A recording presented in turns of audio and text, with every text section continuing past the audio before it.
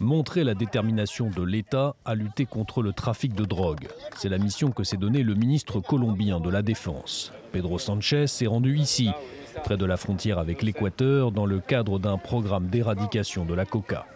Une opération de communication assumée pour convaincre un allié de taille, les États-Unis.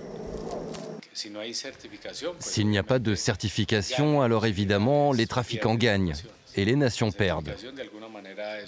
La certification est en quelque sorte un symbole de coopération, d'alliance, de confiance, mais aussi de moyens, d'un soutien important qui nous permet d'agir avec plus de fermeté, car le travail en équipe est plus efficace.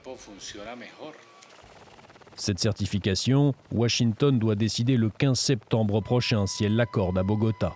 À la clé, $1,5 milliard. Un financement essentiel pour endiguer le trafic aux mains des cartels et des guérillas d'extrême gauche. Ces dernières semaines, de violents affrontements ont opposé les forces armées colombiennes à différents groupes armés liés au narcotrafic. Résultat, plusieurs dizaines de morts.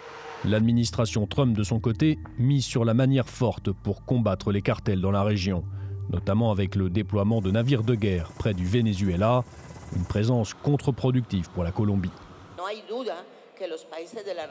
Il ne fait aucun doute que les pays de la région sont engagés dans cette lutte contre le trafic de drogue. Mais cette présence disproportionnée face aux tensions qui existent entre le Venezuela et les États-Unis nous amène à avertir qu'une ingérence n'est pas possible.